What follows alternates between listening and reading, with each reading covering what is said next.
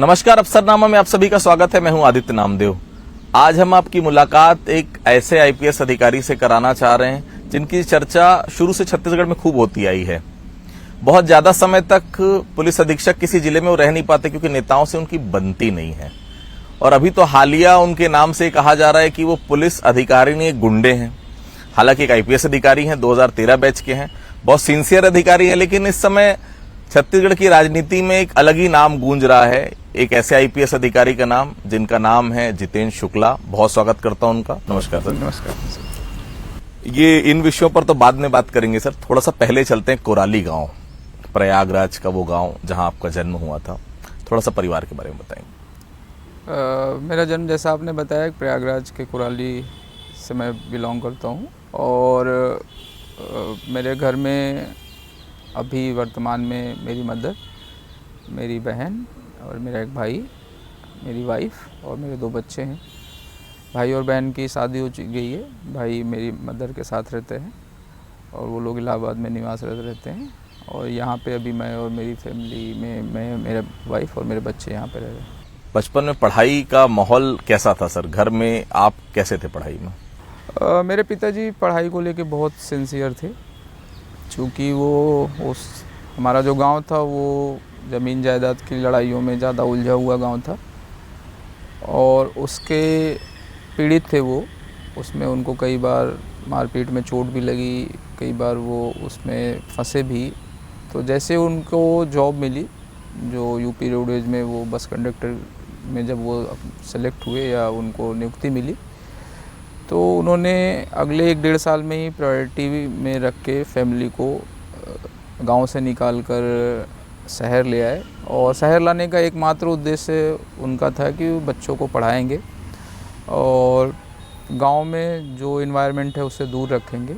और चूँकि पढ़ाई के अलावा और कोई ऑप्शन नहीं था, और ये उन्होंने हमेशा बच्चों में एहसास बना के रखा कि आपके पास पढ़ाई के अलावा कोई ऑप्शन नहीं है। तो क्लास 2 तक ज़रूर मैं गांव के स्कूल में पढ़ा, बट क्लास 3rd से वो शहर ले आए और फिर प्रॉपर शुरुआती शिक्षा दीक्षा 3, 4, 5 शिशु मंदिर में और फिर 6, 7, 8 विद्या मंदिर में पढ़े। और उसके बाद 9, 10, 11, 12 हमारे शहर का जो उस समय का हिंदी मीडियम का बहुत अच्छा सरकारी कॉलेज था, गवर्नमेंट इंटर कॉलेज, उसमें मैं पढ़ा। और पूरे टाइम पिताजी अलग अलग उदाहरणों से, अलग अलग तरीक़ों से, अलग अलग माध्यमों से ये एहसास ज़रूर बना के जीवित रखते रहे बच्चों के अंदर, अलग अलग चीज़ें दिखाकर कि ये देखो ये रास्ता गलत है और ये पढ़ाई वाला ये रास्ता है जिसके माध्यम से ये आगे जा रहे हैं, ये लोग बने हैं। तो वो उन्होंने हमेशा ज़िंदा रखा है। और उनकी इच्छा थी कि बच्चे पढ़ लिख लें, इंजीनियर बन जाएं, डॉक्टर बन जाएं या और ऊंची पोस्ट पे जाएं। तो वो उनका सपना था और उसी के रास्ते पे उन्होंने बच्चों को आगे बढ़ाया। अमिताभ के फैन तो बहुत सारे हैं, आप भी अमिताभ के बड़े फैन थे। फिल्म उनका दिखना उनकी आपको काफी पसंद थी। कुछ खास कारण था अमिताभ से ज्यादा लगाव होने का? वो 4th से लेके 8th तक का दौर था, मतलब मुझे लगता है 90 के दौर था वो, जब अमिताभ बच्चन पूरे सिनेमा जगत पे छाए हुए थे। उनकी ज़्यादातर मूवी उस समय, शुरुआत के 1-2 साल हमारे घर में टीवी भी नहीं थी, तो मूवी में वो सही गलत, नायक खलनायक का अंतर और सही और गलत की लड़ाई और अंत में सही का जीतना, तो वो जो फीलिंग थी वो अट्रैक्ट करती थी। वो दिखाती थी कि नहीं, अंत तक लड़ोगे तो जीत अंत में सत्य की ही होगी या नायक की ही होगी। तो वो एक तो आकर्षक भी लगता था और पता नहीं कहाँ से फीलिंग थी वो देख के। तो कई बार तो ऐसा भी होता था कि आप सब्ज़ी लेने निकले हुए हो या घूमने निकले हुए हो तो दूसरे के यहाँ खिड़की से खड़े होकर देख लिए, या दूसरे के यहाँ पहुँच गए, मूवी आ रही है तो वो देख लिए। धीरे धीरे जब अपने यहाँ टीवी हुई तो मुझे लगता है उस दौर में सैटरडे संडे मूवी आती थी दूरदर्शन पे, तो ज़्यादातर मूवीज़ ऐसी होती थी। और फिर बाद में धीरे धीरे अमिताभ बच्चन का वो वीडियो लगा के, वीडियो कैमरा चलता था पहले, VCR बोलते थे, तो उसमें लगा के मूवीज़ देखना। तो धीरे धीरे करके मुझे लगता है मैंने अमिताभ बच्चन की मैक्सिमम फिल्में देखी होंगी और उनसे वो नायक वाला इंस्पिरेशन, जो नायक क्या होता है, तो वो इंस्पिरेशन समझ चाहे ज़रूर नहीं हो लेकिन वो फीलिंग अंदर तो आती है। पिता की मार भी आपने बहुत खाई है, सुना मैंने। ऑलमोस्ट ग्रेजुएशन तक खाई मैंने, और वो सभी चीज़ के लिए था। शैतान भी बहुत थे, आपस में भाई बहनों में लड़ाई झगड़ा भी बहुत होता था, बहुत मारपीट होती थी, मतलब एक्सट्रीम लेवल तक की मारपीट हम लोग आपस में कर ले जाते थे। फिर मोहल्ले वाले भी बहुत परेशान रहते थे कि किसी के घर पे कुछ तोड़ फोड़ कर देना, परेशान कर देना। और फिर क्रिकेट खेलने के लिए भी बहुत मारपीट खाई, और पढ़ाई के लिए भी, मतलब जब भी स्कूल या कहीं से शिकायत आई तो पलट के अपने ऊपर ही आया। बट वो उसी के लिए था, वो वाली मार थी जो मुझे लगता है कि उस समय ऑड लगती थी, बट बाद में अभी लगता है कि वो कुम्हार वाली टाइप की मार है कि मतलब आपको बर्तन गढ़ने के लिए बहुत ज़रूरी था। बहुत मुश्किल होता है डिसीजन, पिता का जो डिसीजन हो उसके इतर अपना डिसीजन लेना, क्योंकि जिस उत्तर प्रदेश से आप आते हैं आज भी वहाँ पिता अगर बैठे हैं तो बेटा वहाँ बैठता नहीं है, साथ में खाना नहीं खाता, वो इज्जत और लिहाज आज भी होता है। पिता ने कहा इंजीनियरिंग कर लो और आपका स्ट्रीम था कि आपको बीए करना है, क्योंकि आपने कहा कि पीसीएम खासतौर से फिजिक्स और केमिस्ट्री मुझसे नहीं बन रही थी। बहुत कठिन दौर था उनको समझा पाना। हाँ, वो एक टाइम आया ऐसा, क्योंकि नंबर ख़राब होने के बावजूद मैं फर्स्ट डिवीज़न पास हो गया था, तो उस समय वहाँ 12th में फर्स्ट डिवीज़न भी बहुत मैटर करता था। फर्स्ट डिवीज़न कोई आता ही नहीं था, तो उनको लगा कि नहीं अभी भी करना चाहिए, जो भी गड़बड़ हुआ है वो फिर से मेहनत करेंगे तो रिकवर हो जाएगा। बट अपने को बहुत गहरा नॉलेज हो गया था, समझ में आ गया था कि अपने से नहीं होगा। तो उन्होंने मतलब अटेम्प्ट बहुत किया, काफ़ी उहापोह थी, अपने को बताने में थोड़ा वो लग रहा था, बट हमने फिर मतलब एक लाइन ही बताया कि मैं बीए करूंगा, और उसके बाद फिर बहुत सारा विवाद हुआ, मारपिटाई भी हुई, फिर घर भी भेज दिए गए कि गांव चले जाओ, नहीं पढ़ना है तो क्यों करना, खेती बाड़ी कर लो, खेती बाड़ी करो, और उसके साथ बीए हुए तो सब होता ही रहेगा, ये कर लो, शहर में रह के टाइम क्यों ख़राब करना। तो उसमें मैं चला भी गया। फिर वापस में वो शीत युद्ध टाइप का मतलब समझौता हुआ तो वापस आए। तो बीए जब सिलेक्शन की बात आई कि अब 8 सब्जेक्ट आगे आपको लेके बढ़ना है, तो उस समय तक दिमाग में क्लियर आ गया था कि यूपीएससी ही करना है? हाँ, 12th के बाद ग्रेजुएशन फर्स्ट ईयर से ही क्लियर हो गया था कि 2 सब्जेक्ट ऐसे सेलेक्ट करो जिसमें खुद को ऐसा बेस्ट बना सको कि आपको कोचिंग और ये सब की ज़रूरत नहीं लगे। और चूँकि यूपीएससी में 2 सब्जेक्ट था और जीएस था, तो साथ में हिस्ट्री, जो पॉलिटिक्स, ये सब भी पढ़ते रहना, न्यूज़पेपर भी देखते रहना, क्योंकि ह्यूमैनिटीज़ में टाइम मिल जाता है पढ़ने के लिए। तो वो प्लान ही करके उतरे, और एग्जीक्यूशन भी उसी लेवल पे ले गए जो प्लान लेके उतरे। 2006 का वो पहला अटेम्प्ट, जब प्री भी नहीं निकला, क्या प्री नहीं निकला तो आगे की तो बात ही नहीं है, पूरी तरह से ऐसा लगा कि कुछ हो ही नहीं पाया, ऐसा लगा कि पढ़ाई में और तैयारी में कुछ कमी थी 2006 में। 4 अटेम्प्ट मिलते थे उस समय जनरल कैटेगरी को, तो दिमाग में यही था कि 6, 7, 8, 9 दे के ख़त्म कर लेंगे और जो होना होगा हो जाएगा। बट जब 6 का टाइम आया, 1 साल तैयारी के बाद, जब पूरा फर्स्ट अटेम्प्ट देने को मिला, प्रीलिम्स का दिन आया, तो वो एक्साइटमेंट अपने चरम पे थी कि मतलब आज इसी के लिए तैयार होके आए थे। तो वो एक्साइटमेंट में, थोड़ा सा इमेच्योरिटी में, थोड़ा सा धैर्य नहीं रख पाने में कई सारी गलतियां हुई। पेपर उस लेवल का हार्ड नहीं था जिस लेवल पे कि मतलब वो क्लियर नहीं किया जा सकता था, बट बहुत सारी अपनी ह्यूमन एरर्स के चक्कर में वो प्रीलिम्स बाद में शाम को पहुंचे घर में तो बहुत सारी गलतियां दिख रही थी जो होनी नहीं चाहिए थी, अनवांटेड एरर्स थी, तो वो उसके कारण प्रीलिम्स डूबा। तब एहसास आया कि नहीं, अभी एकदम कच्चे आदमी हो, ऐसा प्रीलिम्स ऐसा मजाक नहीं है, थोड़ा टाइम लगेगा, आपको टाइम लो, और वो उस एग्ज़ाम के पास जाओ जहाँ पे आपके पास चांसेस हैं। यहाँ पे तो आपके पास अटैम्प्ट 4 ही हैं, तो इसमें आप अटैम्प्ट नहीं ख़राब कर सकते कि प्रीलिम्स में ही आप डूबते चले गए। तो फिर वहाँ डिसाइड किया कि यूपीपीएससी देते हैं, और यूपीपीएससी में जब प्रीलिम्स क्लियर हो जाएगा तब वापस लौट के आएंगे। तो 2 साल वहाँ लगाए, 2007 और 8, और 2007 में वहाँ भी प्रीलिम्स डूब गया, और 2008 में ज़रूर मतलब फिर प्रीलिम्स पास किए, इंटरव्यू तक गए, और 2009 में फिर ये पता चल गया था कि यूपीपीएससी आसान है, उसमें कभी ना कभी तो सेलेक्ट हो ही जाएंगे, चाहे जैसे गिरते पड़ते जब भी देंगे हो जाएंगे, तो चिंता नहीं करनी है। फिर वापस यूपीएससी की तरफ आया, और 2009 में दोनों दिए, तो 2009 में यूपीपीएससी में क्वालिफाई कर गए थे, वो उसका रिजल्ट 2012 में आया था।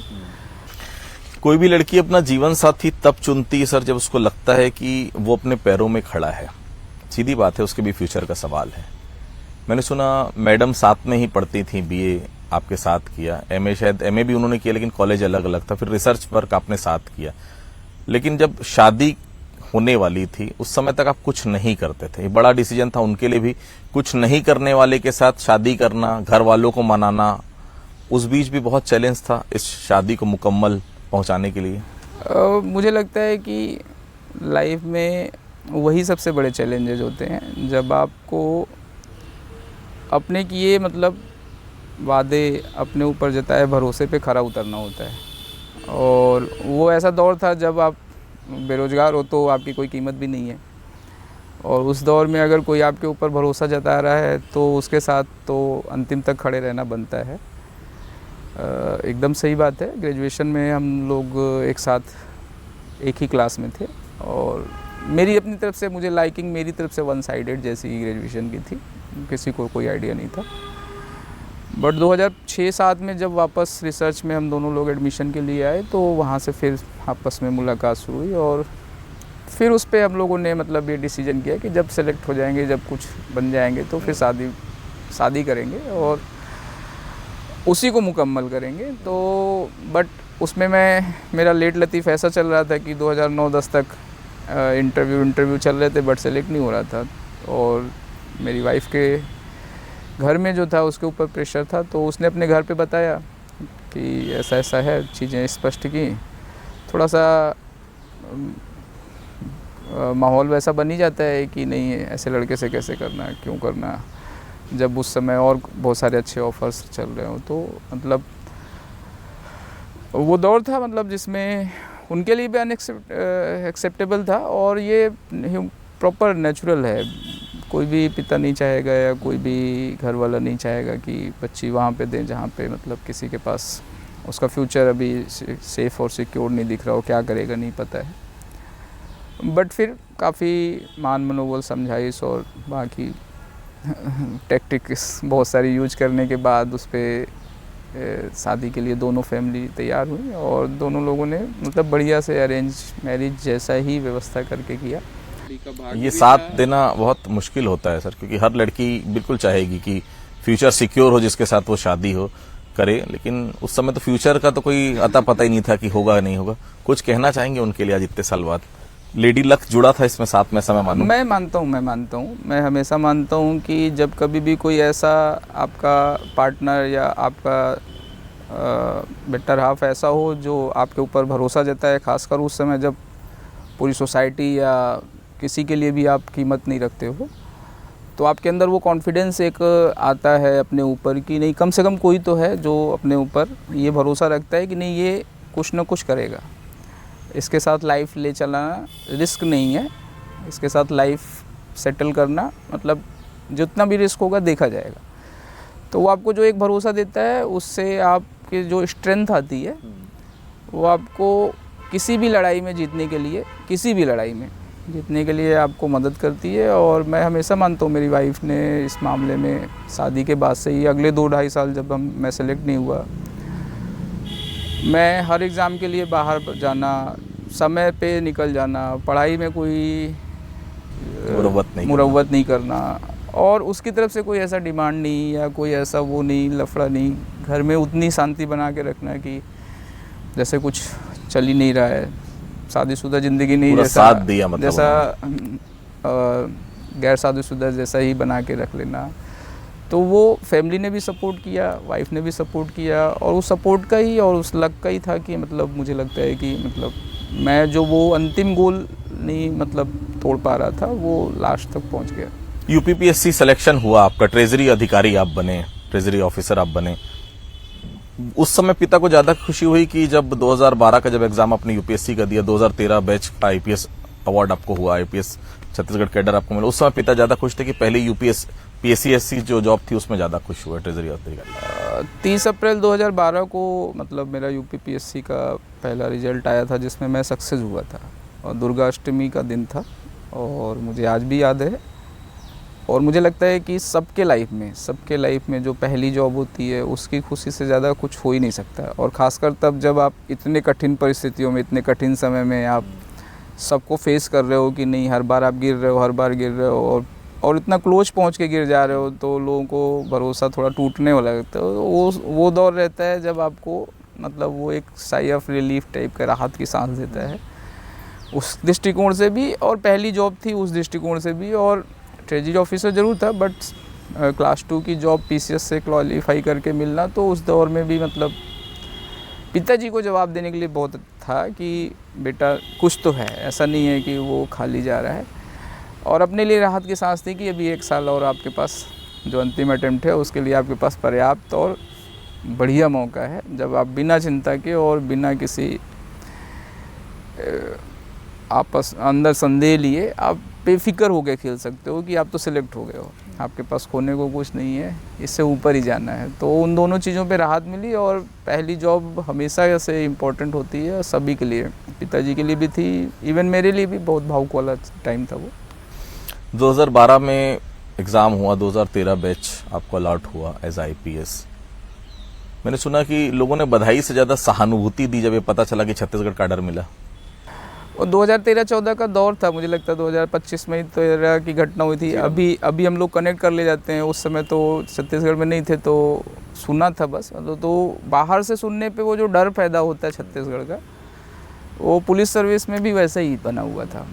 तो वो एकदम ऑब्वियस है कि अगर आपको कार्डर अनएक्सपेक्टेड टाइप से मिल रहा है, और तो वहाँ पे एकेडमी के अंदर सहानुभूति चेहरे पे ज़्यादा दिखती है कि नहीं नहीं ठीक है, अच्छा है, कोई बात नहीं। बाकी कैडर के लिए कोई ये नहीं बोल रहा है कि नहीं यार अच्छा है, लेकिन आपको ये एहसास कराया जा रहा है बार बार बोल के कि अच्छा है, मतलब उसके अंदर ये फीलिंग आती थी कि नहीं ख़राब है, रिलैक्स रखो, ठीक होगा। तो उसने एक फीलिंग ज़रूर दी, और कि मतलब सहानुभूति ने कि नहीं चैलेंज है। और चूँकि अनएक्सपेक्टेड मेरा 7वां-8वें नंबर पे मैंने स्टेट को सिलेक्ट किया था, तो उम्मीद नहीं थी कि छत्तीसगढ़ मिलेगा, बट मिला। और उस सहानुभूति और इस अनएक्सपेक्टेड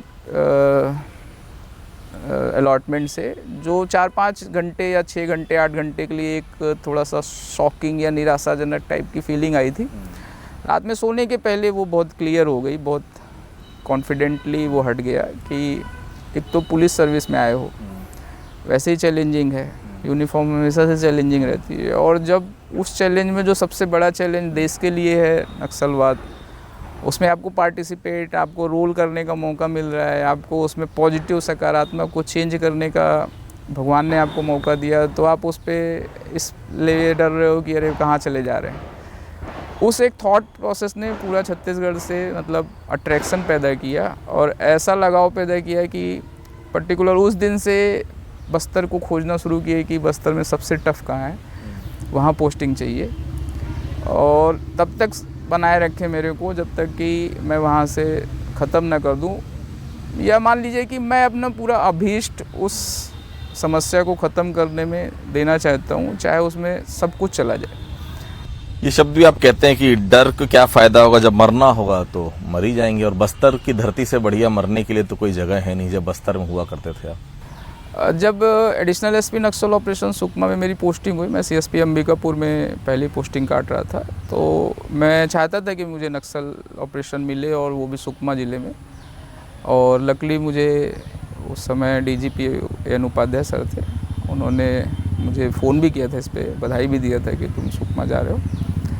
मैंने उनको खुद खुश होकर बोला था कि सर मैं चाहता था कि मैं सुकमा जाऊँ, बट सुकमा जाने के समय मैं अपनी फैमिली के साथ गया था, वो दरभा झीरम होते हुए और वो सारी कहानियाँ सुनते हुए सुकमा के बारे में। और जब सुकमा टाउन में पहुँचा और कलेक्ट्रेट के सामने के बाद पूरी रोड कच्ची, जो एनएच बोली जाती है, उस वो पूरा गड्ढे से बड़ी कच्ची रोड, तो वो देख के वो उसने एक कहानियों ने जो पहले से इनबिल्ट डर का था वो था, वो मानवीय मतलब अंदर था कि अरे यार ये खतरा वो खतरा। फैमिली भी थोड़ी डरी हुई थी, लेकिन 1-1.5 महीने बाद मतलब उससे निकलने का वो कॉन्सेप्ट या थॉट प्रोसेस आया है कि जब मरना लिखा है तो बस्तर से बेहतर जगह क्या है, और बस्तर में जान देने को अगर मिलता है तो यूनिफॉर्म के लिए, देश के लिए, राज्य के लिए उससे ज़्यादा खूबसूरत मौत नहीं हो सकती।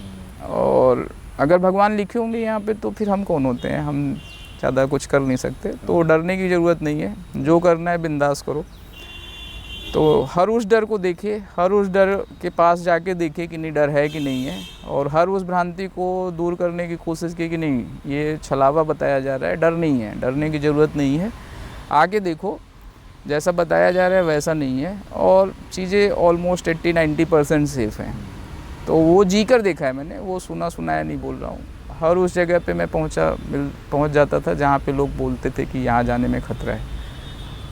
तो वो दौर था, वो एक्साइटमेंट का दौर था, हल्का सा उसमें डर मिक्स रहता था, चैलेंज का दौर था, तो मज़ा आया उसको करने में। वो एडिशनल एसपी नक्सल ऑपरेशन की पोस्टिंग करने में मज़ा आया, अपनी टीम के साथ नक्सल ऑपरेशन लीड करने में मज़ा आया, अपनी टीम के साथ इनकाउंटर्स में मज़ा आया, अपनी टीम के साथ उस इन्वायरमेंट को चेंज करने में मज़ा आया जहाँ पे ये बोला जाता है कि नहीं पुलिस से के ऊपर हमेशा क्वेश्चन मार्क उठता है। अब यूथ को अपने साथ जोड़ने में मज़ा आया, वो चेन बनाने में आया कि हर गांव में आपके पास 5, 6, 8 लड़के नए नए हैं जो आपके ऊपर भरोसा करते हैं, एज ए दोस्त मानते हैं, पुलिस वाला नहीं मानते। तो वो 1.5 साल, पौने 2 साल, 20 महीने के आसपास वो, मुझे तो लगता है मैं एडिशनल एसपी नहीं था, मैं सिर्फ जितेंद्र शुक्ला था, और जिसके पास थोड़ी बहुत पावर्स, थोड़े बहुत पैसे, थोड़े बहुत वो थे जो उन लोगों को फ़ायदा पहुंचा सकता था डायरेक्ट। मैंने वो किया और उनसे दोस्ती की और सिर्फ माहौल बदलने का प्रयास किया। फिल्मों में अक्सर सुना है सर कि एक एसपी अगर जिले में, किसी जिले में 7 महीने, किसी जिले में 4 महीने, किसी जिले में 2 महीने, एक अबुझमाड़ मतलब नारायणपुर के टेन्योर में देख रहा था कि लगभग 1 साल का रहा, 15, हाँ वो भी 1 साल पूरा नहीं हो पाया। सुकमा में 2 महीने, एसपी महासमुंद 7 महीने, एसपी राजनांदगांव 4.5 महीने, कोरबा में 3 महीने, और दुर्ग में अभी फिलहाल आप एसपी हैं, 7 महीने करीब हुआ है।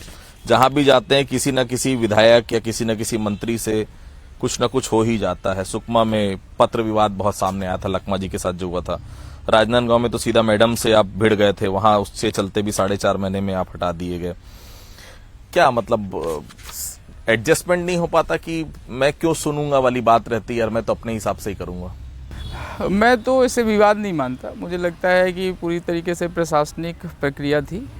मुझे जहाँ लगा कि मैं सही हूँ मैंने वो डिसीजन किए, और शासन और सरकार को जहाँ लगा कि उसको मेरी जहाँ ज़रूरत है उसने मुझे वहाँ भेजा। इसमें कोई ऐसा बहुत ज़्यादा मतलब वो बात करने को बचता नहीं है। हाँ, मीडिया या बाकी सारे लोग या पब्लिक देख रही होती है तो उसको एक अलग एंगल से ज़रूर देखती है, बट जो प्रशासन में बैठा हुआ है उसके पास है वो।